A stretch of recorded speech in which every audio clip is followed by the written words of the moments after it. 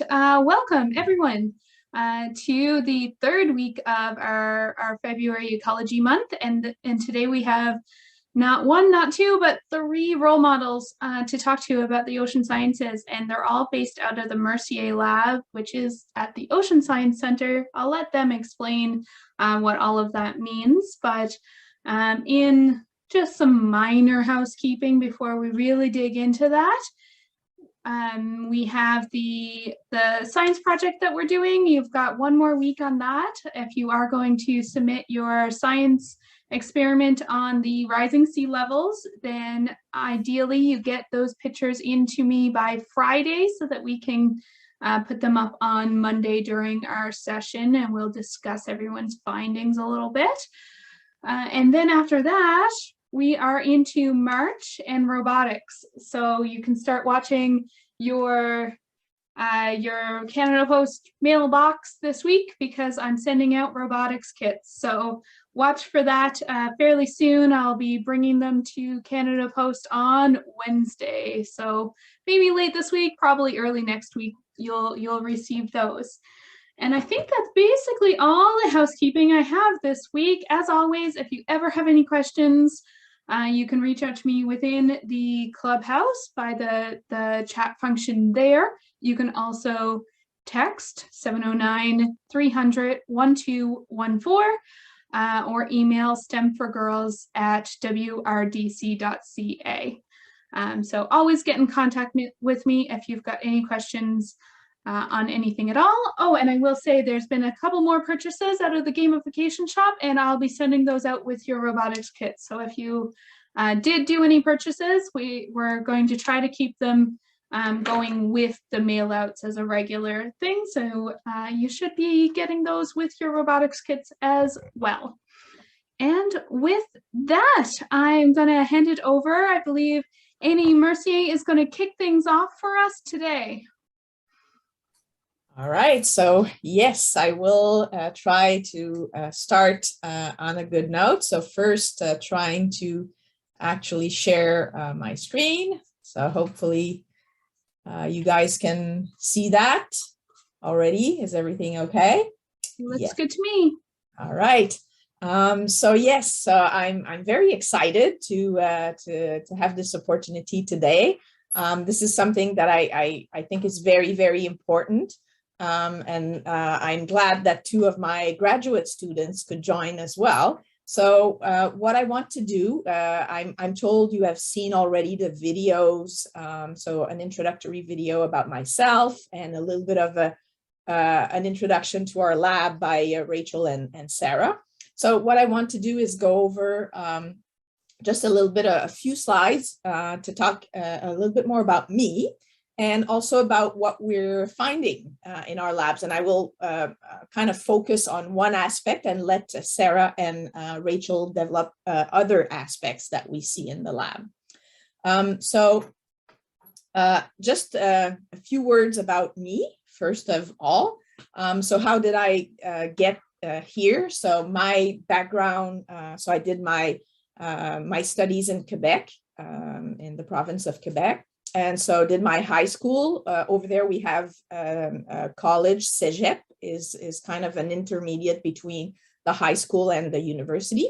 And then after that, I did a bachelor's degree, a master's degree, and finally a PhD degree in oceanography. So this is kind of what led me to the position that I'm at right now. I also did things during the summers and a few things after my PhD. So I did work summers while I was an undergraduate doing my BSc. I worked already in oceanology, and that's where I got introduced to the ocean because I knew that I loved the ocean and this is what I wanted to do with my life. But it kind of, I thought it took a long time before I actually was able to study in the discipline that I had chosen. So it actually happened at the master's level only. Now there are more opportunities for students to study in marine biology, and I guess Rachel and Sarah can talk about this. And then after my PhD, I went and did some postdoctoral studies. So meaning that I started to do some research, and for that I went to the Indo-Pacific. So the South Pacific Ocean. And this is where I kind of started really my own independent research as well. During that time, I really liked to exchange with the public. And so did a lot of outreach, wrote books, published articles in magazines, in popular magazines, and participated in documentaries and all sorts of things. So to keep kind of the science on one side, but also sharing the passion on the other side. And then I came to Memorial University in 2005.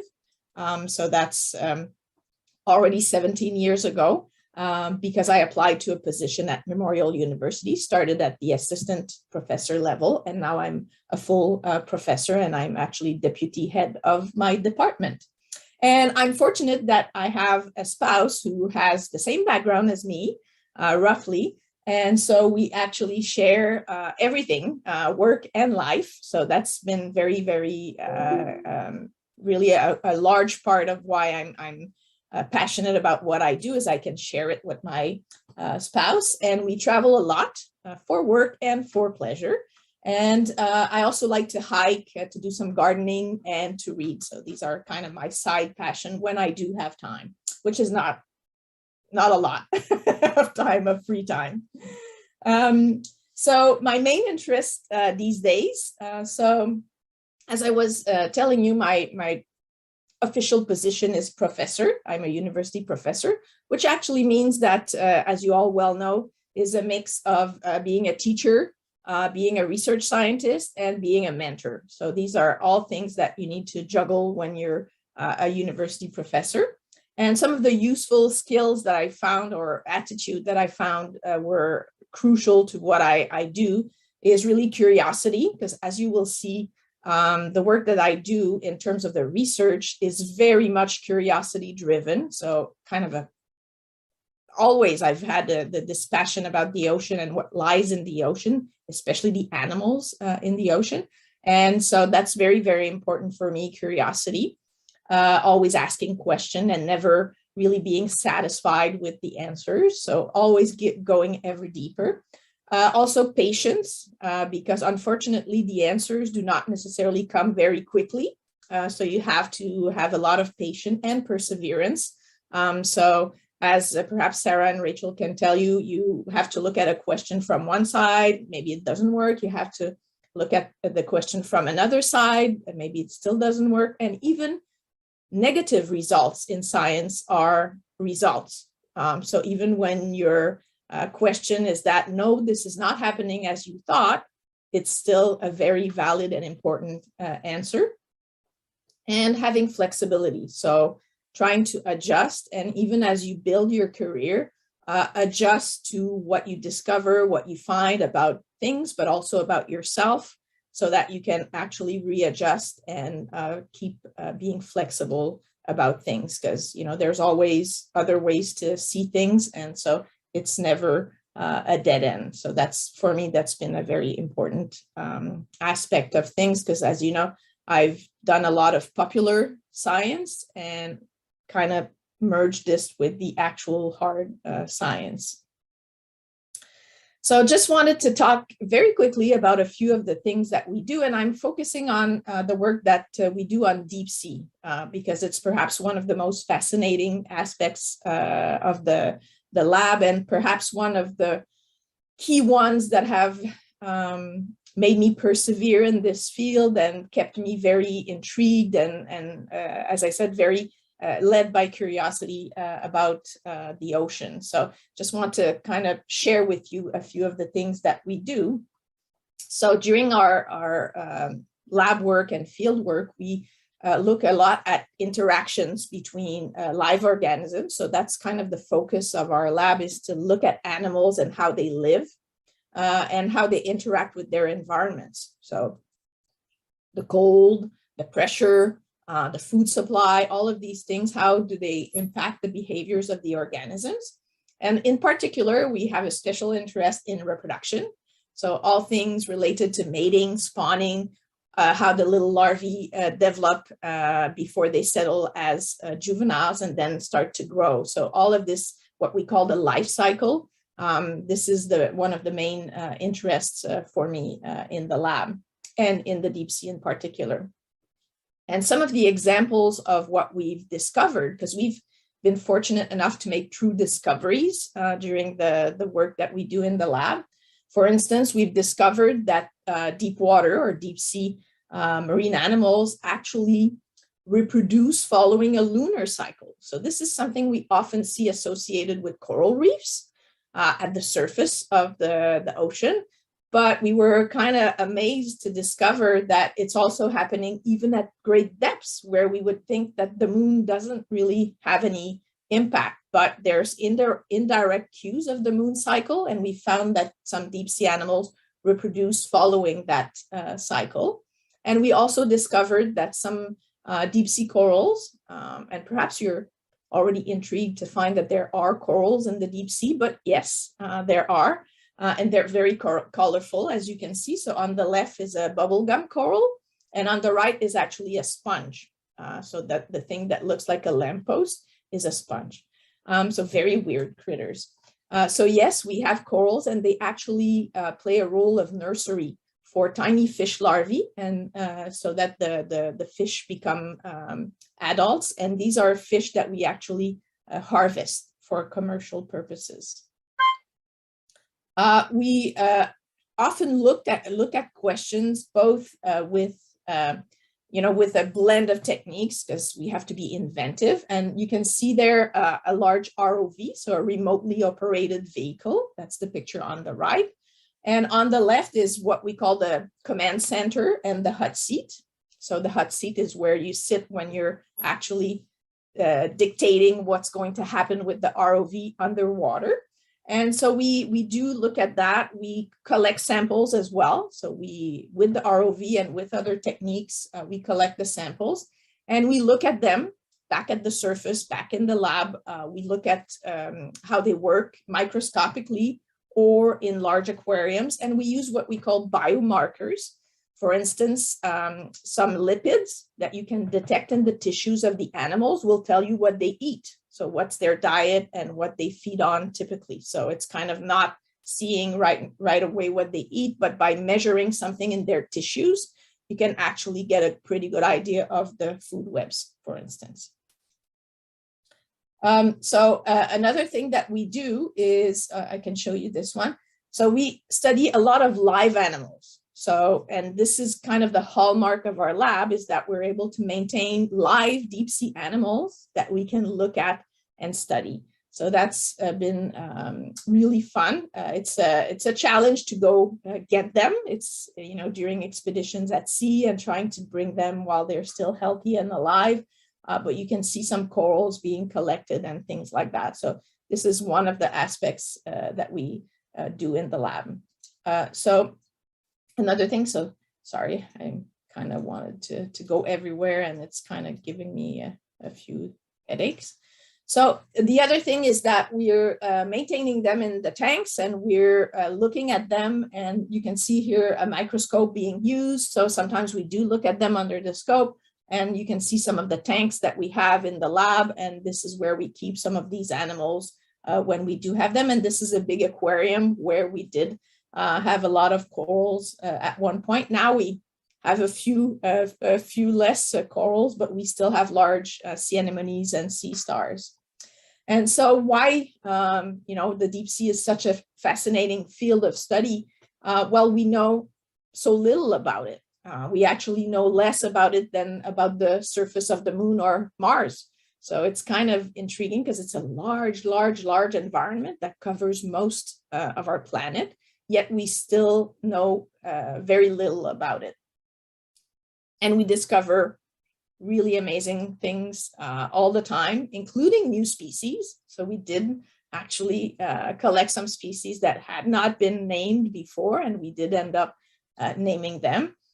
There's cool ecosystems like hydrothermal vents.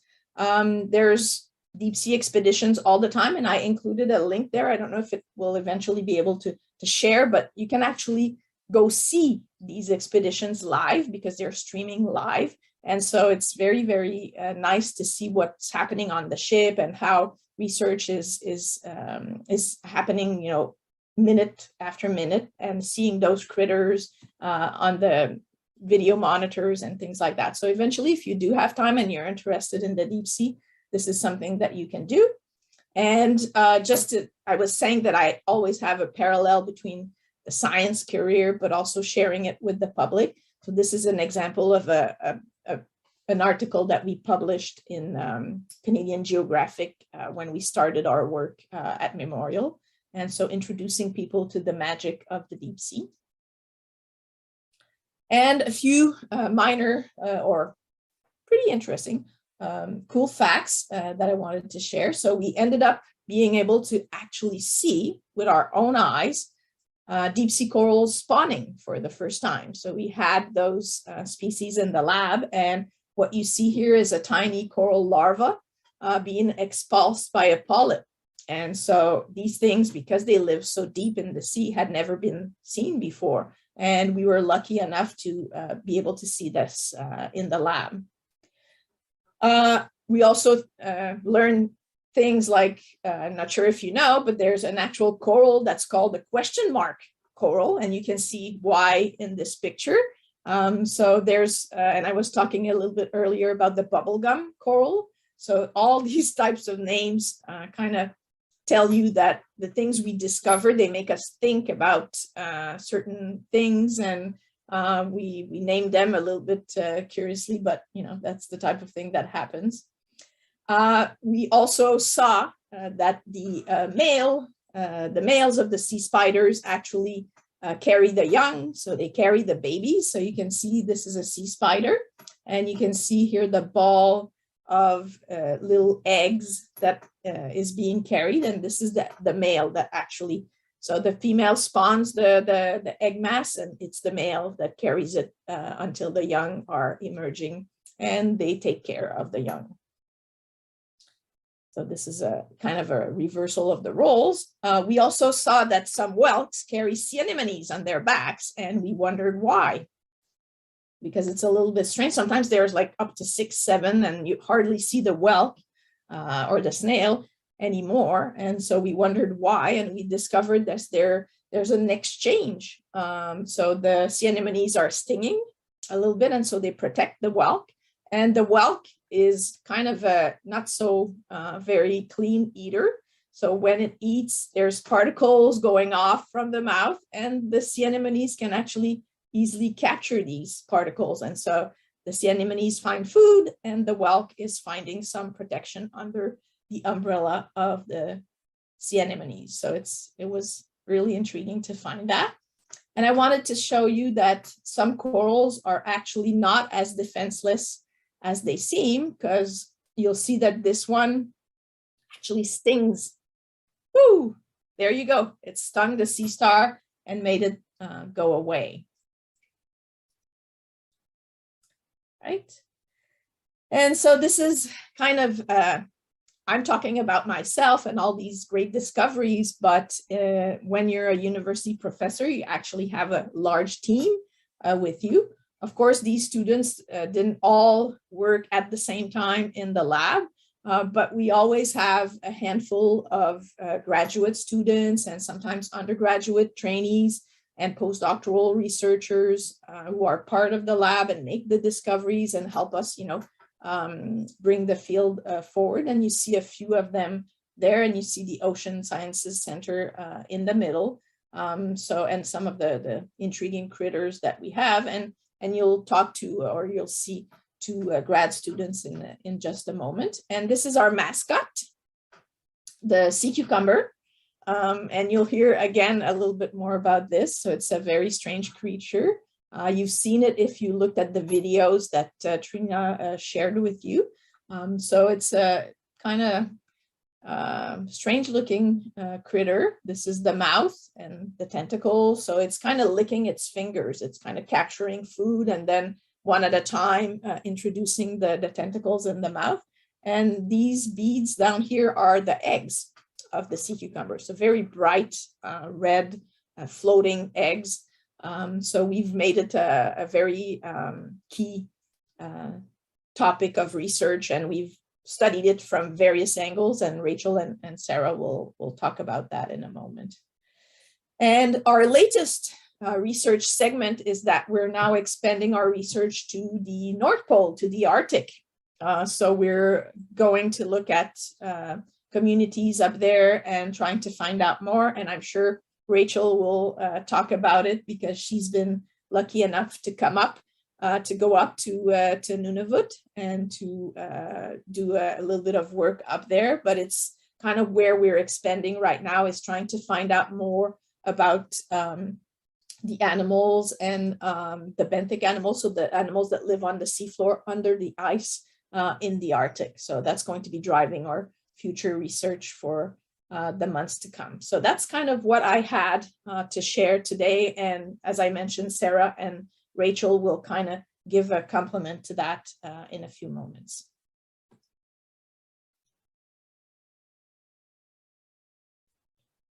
Oops. I'm muted. Okay, should be good. That was a great start. Thank you, Annie, for that great introduction to everything Ocean Science Center. Well, maybe not everything. I'm sure that there's a lot happening. And a lot of great faces there on your team. One of the interesting things I find is that big aspect, like you're one person, but all of the work that's happening and year over year, how that develops. Before we head into, and maybe this is a good way to kick off for either Sarah or Rachel, but like how does that develop once your students graduate? Do you continue to work with the same individuals, or how do projects wrap up, I guess? Yeah, so that's an excellent question. And so we are a team, and we do keep in touch with some of the team members. So it's depending a little bit. Like right now, we do have projects with former grad students and former postdocs who are still either they're part of larger projects, or sometimes, as you were pointing out, we're finishing some studies and publishing the results together. So yeah, so eventually we kind of have seeds a little bit, everywhere, and projects can continue with these former students or former members of the team. So yeah. Perfect. And there's already a number of student questions. I will remind all the students that, of course, ask questions, get gamification points. And speaking of which, for just watching either live with us today or as a recording, I just wanted to pick out that word, perseverance, because I thought it was so, well, it just is just so important for so many different careers, but I'm sure especially in something that's changing so rapidly as the ocean sciences we don't know, like how much of the ocean do you think we know as a percentage? Yeah, that's a good question. It depends on what you define as no, Fair. So mapped, I know there's a little bit over 10% now, between 10 and 15%, I believe, that has been mapped so that we have an image of it. But it's under 5% that we know really with, what's going on, what it looks like, what kind of habitat and critters we may find there. So we're kind of trying to, I think we just went over the 5-6%. So that's why I was saying we know often more about, other planets than our own in terms of the deep sea. So, and I see a lot of questions down there. Do you want me to wait until the end after Sarah and Rachel have introduced themselves, or do we go to the answers right now? Yeah, we'll go to Sarah and Rachel first, and then I'll read out the questions. Didn't mean to mention that just because of the recording, especially. We need to make sure to read out the questions so it's clear that anyone watching afterwards can follow through with us. But let's go to your students. Who wants to go first, Sarah or Rachel? Go first, unless Rachel has a dying need to go first. But you can take it away. Perfect. Okay, I will go ahead and share my screen.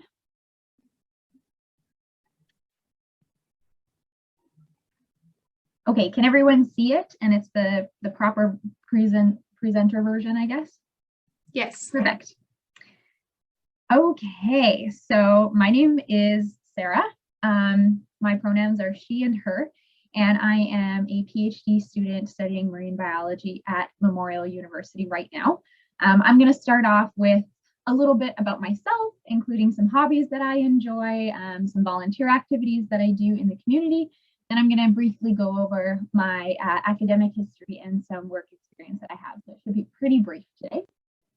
As I said, my name is Sarah, and I am actually originally from the southern United States, but I spent most of my life in Alberta before moving to Newfoundland just a couple of years ago to pursue graduate studies. And I absolutely love living in Newfoundland. I don't know if many of you guys are from Newfoundland, but there were so many new things for me to explore when I moved here. I absolutely love hiking and skiing and swimming, and having the East Coast Trail in your backyard has opened up so many opportunities for me. Both my husband and I really love being outside any chance that we get.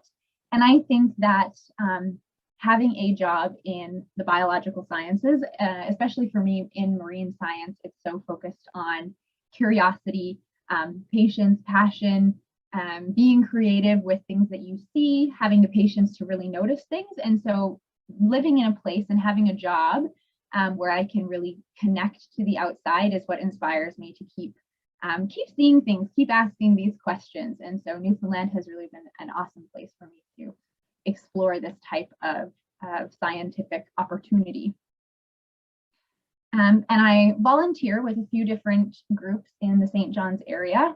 Most of my roles are focused on working with younger kids, either introducing them to science through some programs that we offer here at the Ocean Sciences Center, just getting community members introduced to our local flora and fauna, what marine ecosystems look like around the Avalon Peninsula, things like that. Or I also work with a few different organizations that are focused on getting kids connected, especially during COVID. We're finding safe ways for kids to interact, find community, because when things are constantly changing, when you're not able to see your friends, find new friends, interact as often as you want, we found that it's really valuable to make sure kids have a safe environment to just hang out, have fun, stay connected, feel like they have a safe community safety net around them. So that's another community program that I work with in St. John's. And one of my other favorite volunteer activities outside of working with kids has been working with seals that live at the Ocean Sciences Center with us. So you can see they're absolutely adorable. I come in every couple of weeks, we hang out, I will feed them, we sometimes play games together, and they're basically just like chubby little sea puppies. And so it always brightens my day to come in and see them, whether we're hanging out or I'm just looking at them out of the window. It's so fun. So this has been another really fun volunteer activity for me during my degree. Oh, there we go. So like I said, I'm now going to move on and briefly go over my academic experience. So as I said, I'm currently working on a PhD in marine biology. As Annie mentioned, that kind of comes with some prerequisites. So I also did my master's in marine biology. I did a Bachelor of Science in Alberta in general biology. And I actually studied bats during my undergraduate science. So I didn't always have the opportunity to study marine science, but there's so many interesting questions in biological science in general. So I learned a lot of valuable skills in that area as well that were then transferable to marine science. I also completed a diploma and a certificate in Truth and Reconciliation between First Nations groups and Canada, as well as First Nation groups and in other places in the world. So throughout my graduate programs, I have had the opportunity to work with all kinds of crazy and cool animals. You can see some of them are pictured on the screen here. A couple of years ago, I was able to go on a boat trip where we collected some of these animals. It was with the Department of Fisheries and Oceans. So I went on this big boat here in the corner, and I was out at sea for 21 days. And we collected all kinds of organisms. Some of them were even from the deep sea, which was totally wild for me. Being from Alberta, it blew my mind. So this crazy animal on the left is called a viperfish and is from the deep sea. And so I was able to participate in multi-species surveys where we were helping DFO members count the different animals that we were collecting. And I was also able to collect samples for my own experiments as well. I also learned a lot about what it means to work in remote or isolated conditions. So you can see that being on a boat came with its own challenges. It was very rocky in the North Atlantic, especially we went in December.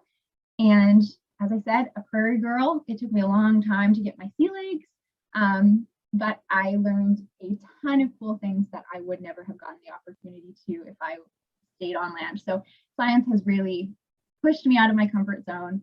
It's introduced me to a lot of really cool things, but it's expanded my horizons and really made me be more courageous, more creative.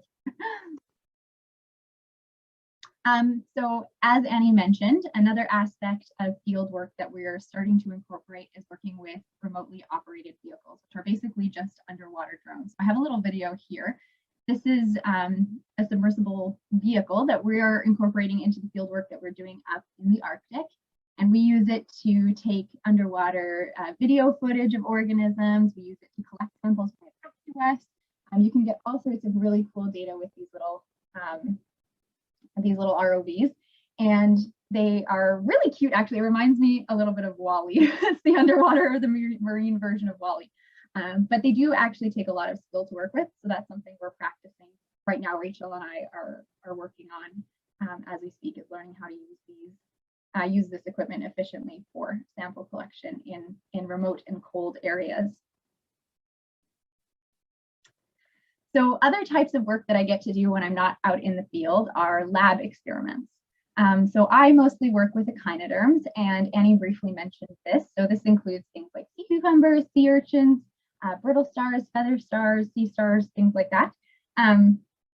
I focus primarily on sea cucumbers, our lab mascot. So that's a photo right here on the right is a sea cucumber. And there's a ton of really, really cool things about sea cucumbers.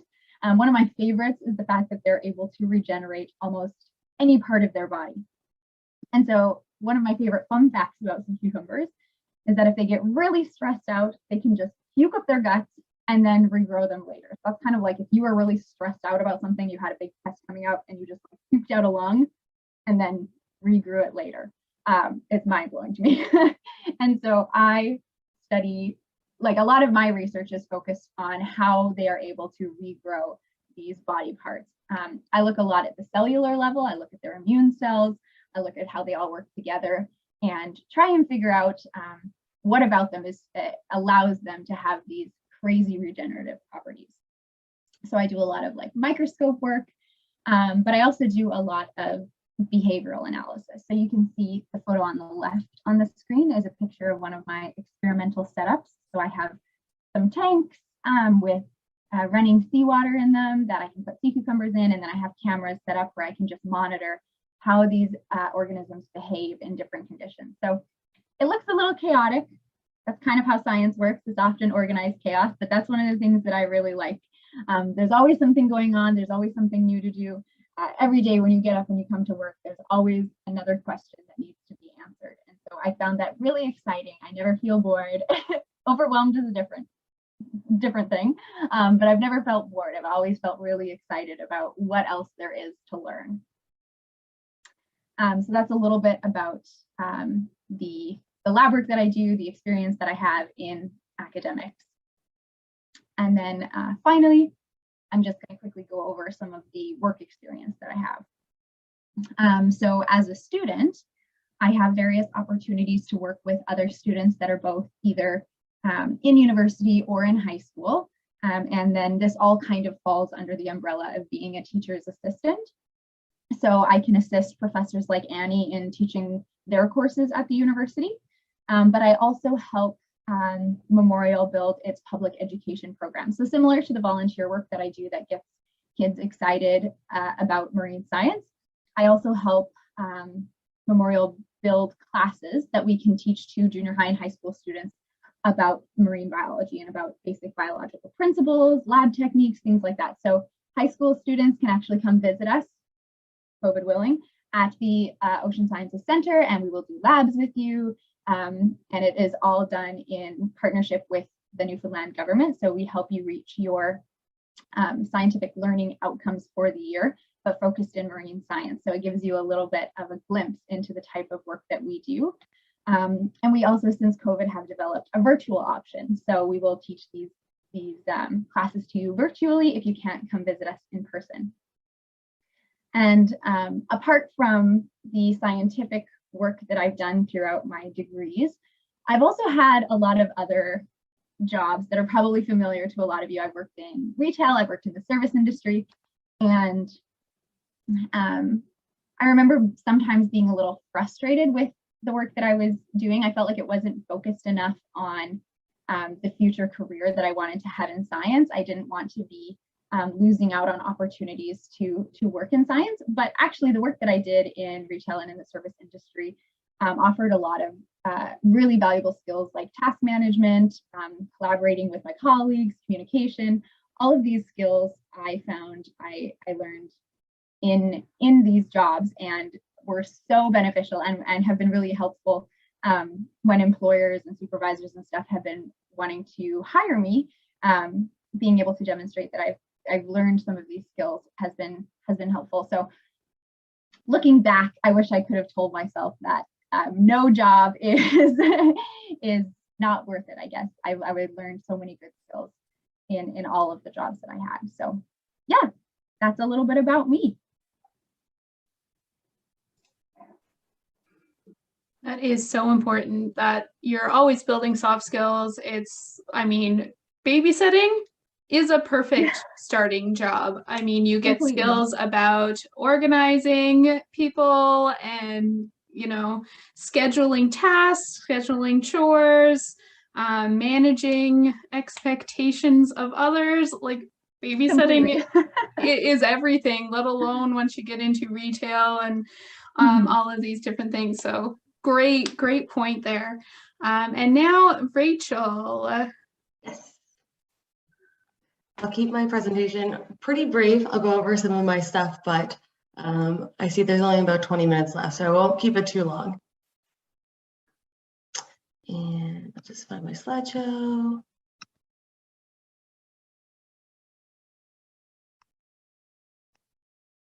Okay, are you viewing the presentation? Yep, that's perfect. Awesome. Okay, so this is just a little quick presentation that sums up who I am, what I'm doing. So my name is Rachel Morrison. I am a graduate student in Annie's lab as well. And my pronouns are she and her. So first and foremost, just before we get into the academics or the work life, I am a nature enthusiast, and that's kind of how I've described myself from a very young age. I've just always loved being outside. Growing up, I always went camping. And so moving to Newfoundland was kind of the best situation for me because there's so many things to do in nature here. So I've crossed off a lot of my bucket list items. Like this past summer, I got scuba certified. So now I am excited to take this new hobby and see where I can go with it. And it's something that I think will be a crucial skill in marine biology if I really want to immerse myself in the ocean and view the world, underwater world, firsthand. So I'm pretty excited about that. I've done some hiking, and I realized actually in Sarah's presentation, we have the same tent. So we both have a good taste in camping tent. So yeah, so that's kind of how I first started really wanting to get into science, was just a general love for being out in nature. And then that's the other part of my identity now anyways, is being a master's student in marine biology. So I have a few photos here that I can kind of go over. So the first top one with me in a hat on a boat, that is actually my fieldwork in Santa Kilowak, which is a little island system that is in the lower Hudson Bay. So it's considered subarctic, but that's part of my master's program. And I went up there to complete some work and some characterizations on juvenile habitat for sea cucumbers. And in the bottom left corner, you can see a cooler with a bunch of the sea cucumbers we collected from a trawl that we did up there.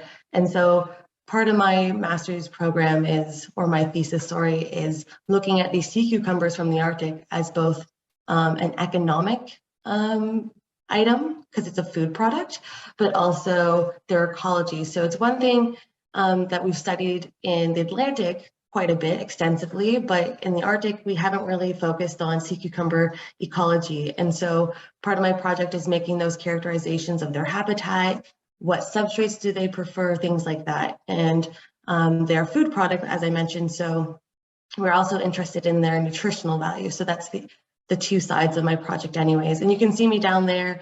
This is also in Santa Kilowak. It's kind of gross. You can see some sampling stuff happening, but I'm as happy as can be when I'm doing field work. So this was an amazing trip for me. And then on the side here, it's me actually operating the ROV. So that's something we hope to incorporate on our next trips to Santa Kilowak. And it will be able to help us view the underwater world, especially below the ice cover. And yeah, so these are some aspects of being a master's student in marine biology. Is the field work, there's lots of lab work, and currently right now for me, it's a lot of writing. So there's different aspects of being a master's student, but each of them holds their own challenges. And you have to persevere, like Annie said, to really see your thesis come to fruition. And it's very exciting to see where it goes. And so that brings me kind of into my academic career. So I actually kind of started off my academic career in high school. And I think about that because I did a lot of specialized outdoor education classes. So in grade 10, we had a class that did outdoor education. We went and we learned science and English and about careers, all from the outdoors. And we went on a biking trip where we would meet new people. And so I really got inspired and really saw firsthand what careers are possible through high school. And I kind of would like to say high school kind of geared me towards marine biology because I got to go to the University of Guelph and visit the Aqua Lab there, and I was just amazed. So then going to my undergrad, I decided to go to the University of Guelph, which is in Ontario, and I majored in marine and freshwater biology. And then I stayed on that track and I did my graduate degree here, which I'm currently doing as a master's student in marine biology at MUN. So also in hand with my academics, I've always had jobs throughout my student life. And so my work experience is actually quite diverse and a little bit strange for someone who's in marine biology. But I started off doing camp counseling at a nature camp, which for me is very fulfilling because I felt like I was in a position where I could finally share the knowledge I was learning and was helping youth become inspired to follow suit or follow careers in science. So I really enjoyed being a camp counselor for about 3 summers. And then I've held many jobs as a research technician. So those jobs, I would be positioned in different research facilities. This was all based in the University of Guelph for the most part.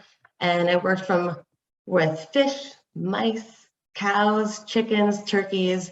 So I've had a wide variety of jobs with a wide variety of species, but all of them, they still give you those basic skills that you can translate into any job or into any career you want to pursue. And so I definitely agree with Sarah, and I see the value in all the jobs I've ever held, even the ones when I was in high school and doing career like customer service. Those ones, they present you with different challenges, but they're still always useful. And then currently I'm also an animal care technician here at MUN. And so I'm a busy person between work life and still being a full-time student. And it's been one of those challenges, but also still fulfilling. And then basically how I built my skills to pursue this career is kind of threefold. So volunteering. So basically all the jobs I ever really wanted, especially in the research field, I first volunteered. I offered my time, my efforts, and in return, most times those employers saw I was a valuable team member or I was putting in a lot of hard work. And so then I often would end up getting a job offer from them.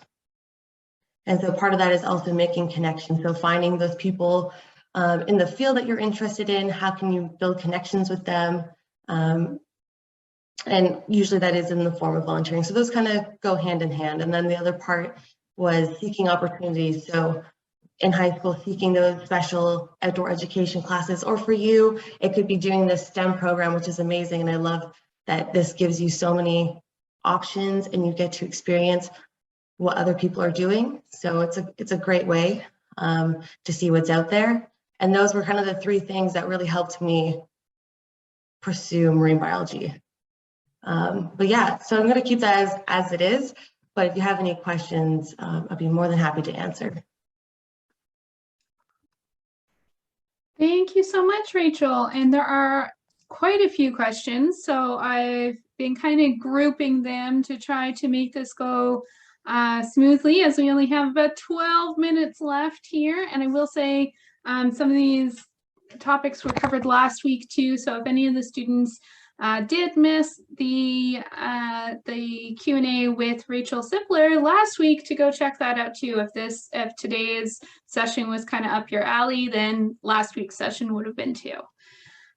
So let's dig into, let's go with some very, very quick questions to start. What is anyone's favorite deep sea creature or weirdest creature you've studied? And do you name the sea cucumbers?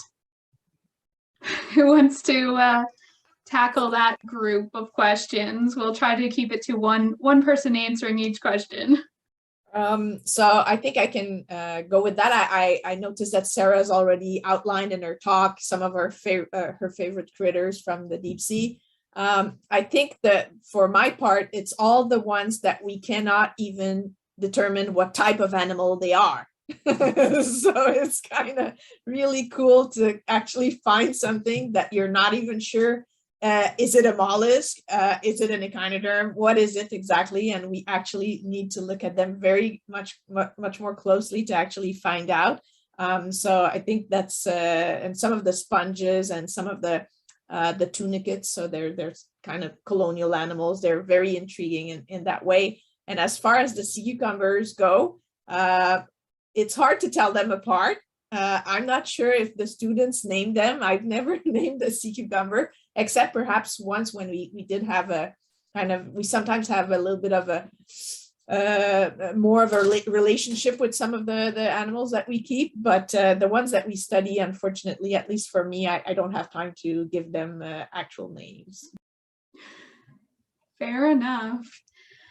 Let's see. Are there any special qualifications needed to operate an underwater ROV? I think Rachel talked to ROVs quite a bit. Yes, so I'm actually right now in training to operate our smaller ROV.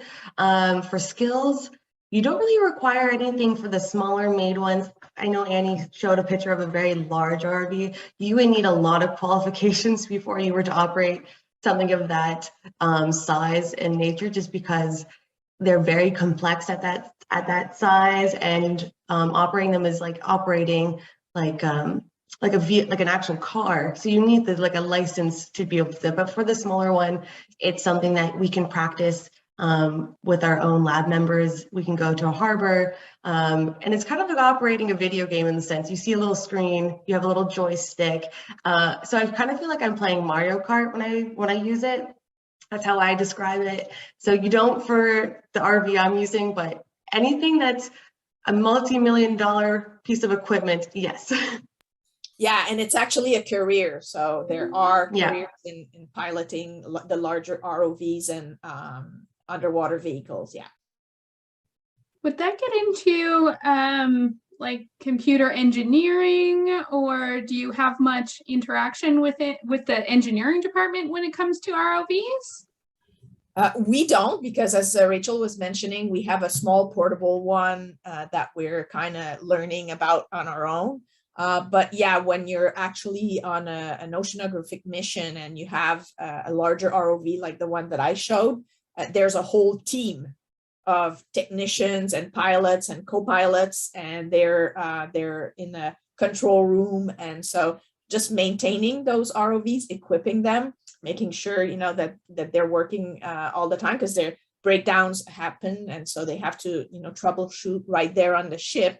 And so these people are highly trained. And piloting them is a different story. So you have to, the arms are articulated. They deploy all sorts of equipments. They have sensors, cameras, all sorts of things. So it's a very complex piece of equipment. I love that. I love that.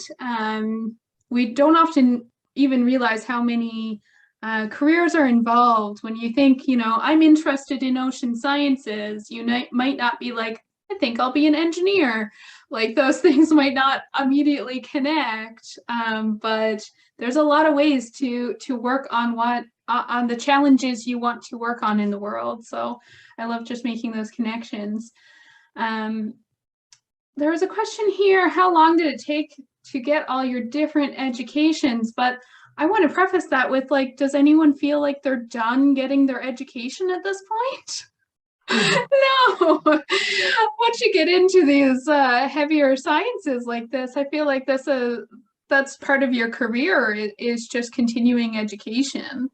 Yeah, absolutely. And I saw pass by a question of what it is, asking what it is to be a master's student. So yeah, we had a lot of terminology going on, during these presentations. But roughly, when you're done doing your high school, the bachelor, which is kind of the first step at the university, is typically a 3 or 4 year, depending on whether you add an honors or not, but it's 3 or 4 years for most students. And then the master's or MSc is the first level of the graduate studies. So once you've obtained your bachelor's, you move into the grad studies. And so MSc is the first one. It's between 2 and 3 years, depending again on the type of research and the type of discipline that you're into. And then you have a PhD, so a doctoral degree. So that's another layer of graduate studies. And this can be, 3, 4, 5, and up to 6 years of studies, depending on what you do.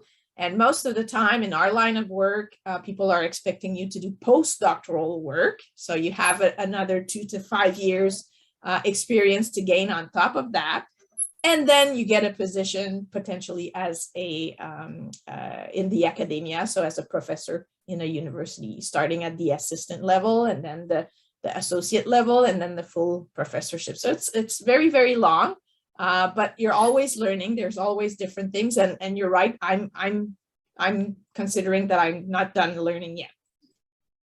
And part of that too is not that it's separate. So when you're in high school, you kind of think of school here in this little box, and education and work in a separate little box, but it's one in the same. You are getting paid while you continue to learn. It's not these two very different boxes of your life.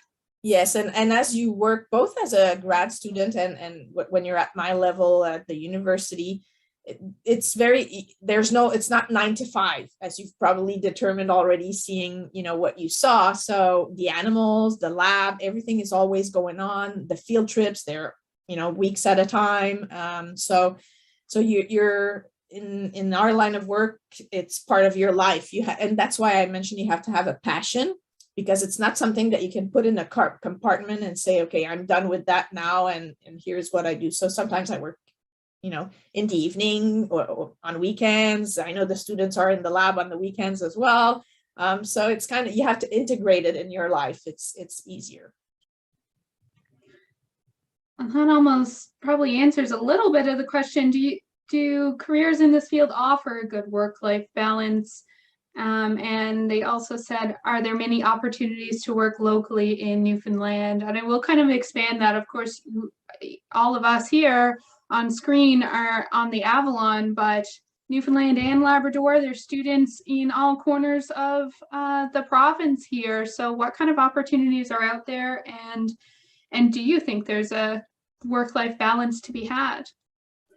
Well, I think so. Yes, of course. It's and it's very flexible in the sense that you'll talk to marine scientists, and even at my level or even to grad students, and their experience is very different. So Sarah mentioned there's no routine. That's absolutely the case for many of us. So there can be, you can travel because of your work, you can merge the leisure and the work during your travels. You can have field work, you can have work on the computer. There's a lot of writing and trying to find funds, in my case, for, to sustain all of this research, creating collaboration, having networks. So it's kind of, every day is very different from the previous one most of the time. So you have to, and that's why you also can balance, take the time that you need sometimes, and then you have a deadline, so you can't take so much time, but then, you try to balance it. At my level, you're pretty free of how you actually schedule your work. You mentioned travel there, and last week, Rachel Sipler talked to travel a bit as well, but the question was how long you're normally gone for, and I just recalled Rachel Sipler had kind of answered that's kind of up to you. You write the grant application and you tell them how long you're going to be gone for, basically. So again, just a throwback to if anyone is interested in these topics. We had a whole nother week on it besides, so definitely check that out. But was there anything you wanted to add to that, to the traveling aspect, or maybe somewhere's one of your favorite places that you've had the opportunity to go to? Well, obviously I went to almost everywhere by now. So the tiny islands in the Pacific, the Antarctic, the Arctic, Borneo, Solomon Islands. So it's so for those of you who like to travel, for sure, a marine career is certainly something that can get you to travel if you want to. So and Sarah and Rachel have already exemplified that Sarah's been on a ship for 3 weeks, and Rachel has been in the Arctic. So if this is something that you're interested in, it can be incorporated. I don't want to make it sound like you're always going to travel if you're choosing a marine science career. That's not the case. But if you want to, this is a possibility for sure. Perfect. And we're just at our hour mark, so we'll try to clue up there now. But there's 2 questions here that I always like to end on anyway. So the questions as written were, what advice would you give to youth today about your job, and what's something you wish you knew before you entered a job in marine biology? So I usually like to end with saying, what's something we didn't touch on that you wanted to today? And if there's any resources that you did want to throw out to the students who might be looking at marine biology as a potential career. Well, I do want to perhaps let Sarah and Rachel tell us, because they're closer to that. But I would say that you can always explore. It's never, I've had students ask me, if I do that, will I be stuck in? No, it's kind of, you can see it as part of your experience. You can always use it to your advantage. So whatever you decide to do and whatever path, because I was mentioning the academic, the studies and all that, but you can have sidelines, you can go at it this way, that way. It's not important, as long as you are, gaining the experience and eventually, doing something that you are absolutely passionate about. It's all right to, go at it any different way. So I would think that that's what I would have liked to know, because that's what I ended up doing, is trying this and that. And I started in microbiology, and now I'm in deep sea biology. So it's kind of, even inside the science career, you can change and, modify and add on. And so that's what I would say. Rachel, Sarah? Yeah, I think Annie definitely hit the nail on the head there. That's what I was going to say, is that I was always really worried that I was going to because I wanted to be a marine biologist ever since I can remember, and I was so worried that I was going to miss out if I didn't do everything exactly right. And if I wasn't the smartest person in my class, I would never make it. And I definitely wasn't the smartest person in my class, and I still made it. So if you like really want to, and if you have like a real genuine like care, perseverance, curiosity about the natural world, I would just say nurture that. Go for hikes, go outside, and just continue to nurture that passion that you have, because that is really what's going to sustain you through university, through the really hard classes that you're taking. So yeah, that's what I wish I would have known. I don't think I have too much to add to that. That basically sums up how I always felt also going through my degrees. But yeah, I feel like the passion that you have for nature or for being outdoors, that's something you can translate into your career. So if you're focusing on your passions, then it's always going to be a good work-life balance because you're always going to enjoy it. And even when there's challenges, at the end of the day, it's something you enjoy and it takes you outside, or it feeds that curiosity that you innately have. So I feel like as long as you focus on all the positives, you can make this your career. Amazing. What great notes to end on. Thank all of you for joining us today and for your wonderful presentations.